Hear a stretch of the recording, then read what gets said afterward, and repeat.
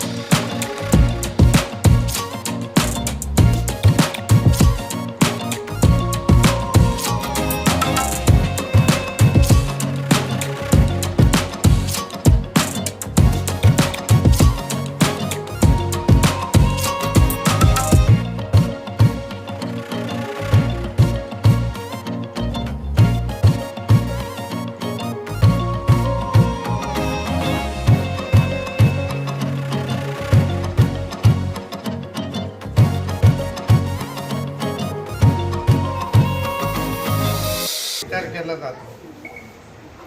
स्त्री काय या सगळ्या जगाला माहीत आहे। प्रत्येक यशस्वी पुरुषाच्या मागे एका स्त्रीचा हात असो, आई असो, बहीण असो, बायको असो।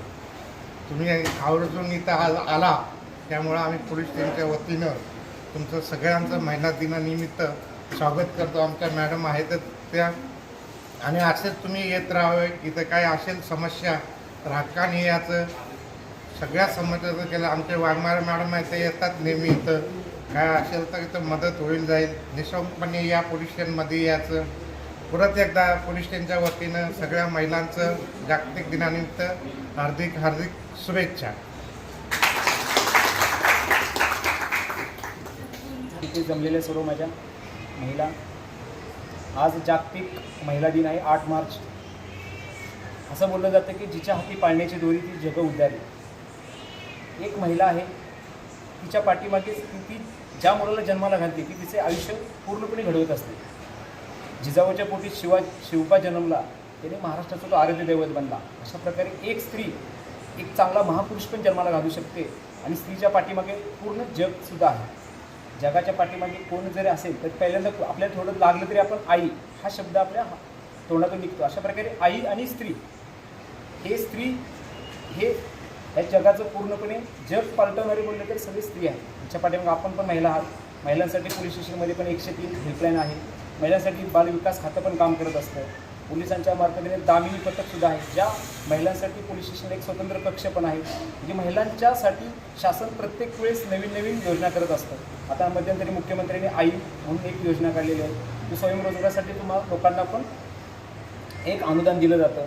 सर्व महिलांनी आपली प्रगती कशा पद्धतीने होईल किंवा एका कोणावरती अवलंबून न राहता स्वयंरोजगार करता यावा यासाठी शासन पण प्रयत्नशील आहे आणि आपण महिलांनीसुद्धा यामध्ये भाग घेतला पाहिजे. तर आपण ह्या पोलीस स्टेशनला आलेला आहात. आमचे व पोलीस सर आज नाही आहेत, तरी पण त्यांच्या वतीने पादरी साहेबांच्या वतीने मी तुमच्या सर्वांचं अभिनंदन करतो.